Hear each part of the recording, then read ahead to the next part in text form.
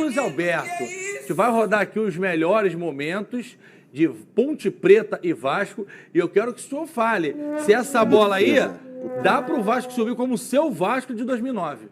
Bebê, o Vasco tem que jogar mais, né? E não pode se agarrar na gordura que criou. Porque se ontem o Londrina vence o Cruzeiro, que o Cruzeiro conseguiu ganhar ali no finalzinho, essa vantagem diminui para 3 pontos, né? E o Vasco era uma equipe que a gente destacava aqui que não sofria gols, não criava muito, mas também não sofria. Então, assim, as coisas têm que mudar, né? Eu gostei do jogo do Alex Teixeira ontem. E o Vasco, quando empata a partida, ele está num momento melhor do que a Ponte Preta, mas impressionante como se desorganizou depois que toma esse segundo gol, aí ficou um caos tudo. Flávio Amêndola, pô, cara, até achei que o Vasco pudesse... Achei que o Vasco teve um momento bom no jogo com o segundo gol. Quando empatou, teve chances como essa aí para fazer o segundo gol, para recolocar, para colocar o Vasco, na verdade, na frente do placar. Só que, assim, é um time que tem algumas deficiências muito escancaradas. Por exemplo, a parte ofensiva. Acho que o centroavante, o Vasco precisava de um centroavante. Segundo, não pode perder, um pouco mais de peso. Não pode, não dá para perder. Por outro lado, você vê, o Marlon Gomes entrou bem demais ontem, muito bem. Pode se tornar uma peça para ser utilizada ao longo da temporada. E é aí que o Emílio tem trabalhado e eu acho que ele tem que trabalhar aí, é a base. Por quê?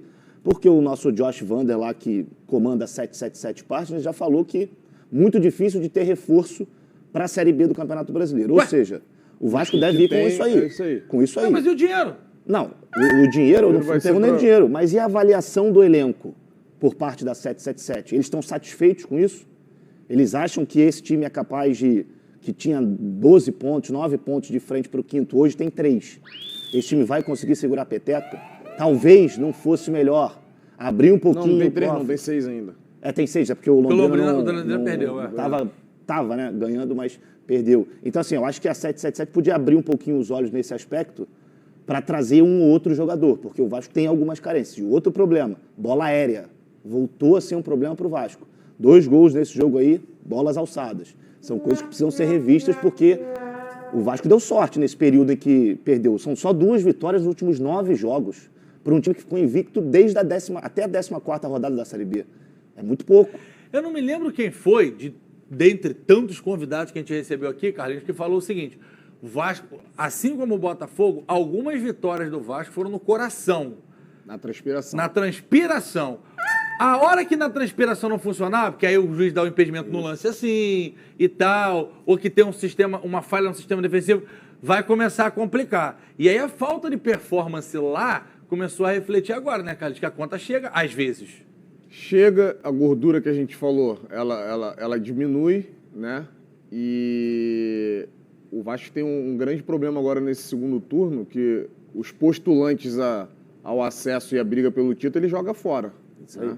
Ele joga contra Grêmio, ele joga contra Cruzeiro, ele joga contra Bahia, ele joga contra o Sport. Todos esses jogos são fora de casa. Então é complicadíssimo. E os times que estavam mais embaixo começaram a jogar também. Então o campeonato, agora que vai afunilando, ele vai ficando cada vez mais difícil. E essa questão da 77 Partners, se o Emílio já disse que não quer ficar de treinador, né? E pelo que eu entendo de futebol, ele não vai conseguir contratar pelo pouco tempo que tem, como é que faz para você trazer jogador? Se o Emílio não quer, quem que vai pedir jogador? Ou eles vão fazer por conta deles?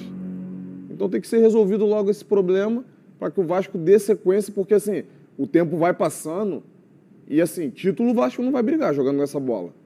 É pensar no acesso. Por acaso, Amêndola, Londrina e Tombense, que são adversários diretos ali na posição do G4, o Vasco pega em casa. Mas essa informação do Carlos aí muda um pouco de figura. Pegar esses 4 na reta final. Porque outra experiência, eu já joguei Série B, você já jogou também.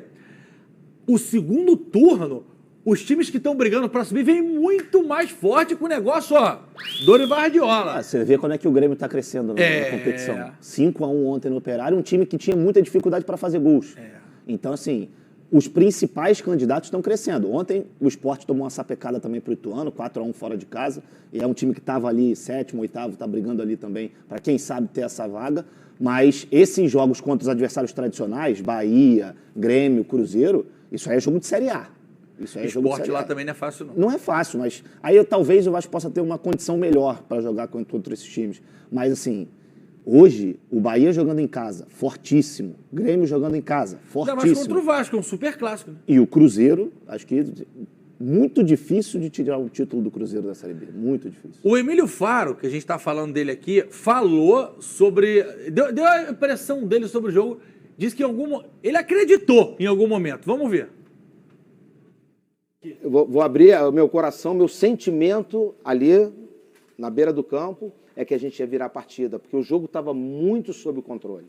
O perigo realmente eram todas as bolas paradas que ocorriam para a Ponte Preta. Mas a partida estava muito bem controlada pela gente. Infelizmente saiu o escanteio, eles conseguiram o segundo gol e aí a gente tenta reagir e você fica mais vulnerável e toma o terceiro gol. O problema é que Série B é muito diferente de Série A. É muito detalhe, né, Carlinhos? Série B é muito detalhe. Tipo, o gol que o Raniel perdeu nos acréscimos do primeiro tempo mudava a história completamente do jogo, cara. E assim, o segundo gol foi fatal pro Vasco, porque ele tenta reagir ali e não consegue. E a equipe, na minha opinião, ela se desorganiza, né? Então é importante o Vasco voltar a ter esse equilíbrio.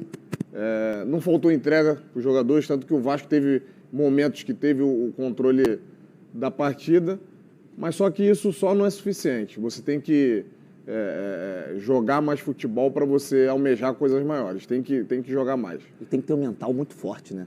Ainda mais jogando fora de casa, e aí o jogo já tinha sido paralisado por conta de briga na arquibancada, você tem os fatores externos também que influenciam dentro de campo.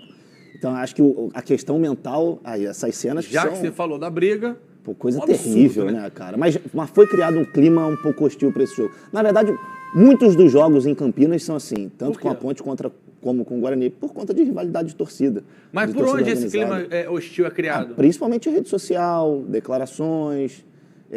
Se eu não me engano, o treinador da Ponte tinha falado que queria Moisés Lucarelli lotado para empurrar o time. Obviamente que não nesse sentido de vandalismo, de violência. Mas tudo isso infla, não tem jeito. E aí é uma coisa completamente desagradável. A gente viu situações parecidas como essa, a gente vê quase que sempre no nosso futebol. Eu não consigo entender o cara que vai para o estádio para brigar. Ele não vai torcer para o time dele, ele vai para brigar. Carlinhos, 9 minutos de jogo parado. Se realmente, e a gente sabe que acontece, e a polícia, pelo menos a Polícia Militar do Rio de Janeiro, monitora isso, tem confronto marcado, vou te pegar no estádio, vou te pegar na esquina do boteco, dá para monitorar. Agora, a gente, ficar 9 minutos com o jogo parado por conta de briga na torcida e a PM levou um tantão para chegar também, é um absurdo, né? É um absurdo, e os jogadores tiveram que intervir ali. Os jogadores participaram ali pedindo para acalmar. Isso esfria a partida também, né? Os jogadores já estão ali no ritmo aquecido e isso acaba interferindo. Cara, é pegar essas imagens e punir. E a gente não tinha nem que estar perdendo tempo de falar disso. A gente tinha que estar aqui só falando de futebol. Com o VAR, o primeiro tempo teve 60 minutos. Porra. 1 hora!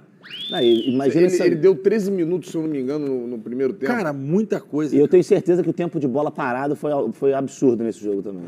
13, depois mais 2, que o André falou aqui. 13 minutos. E mais 2 depois. Olha o tempo que se perde. Vou pro intervalo,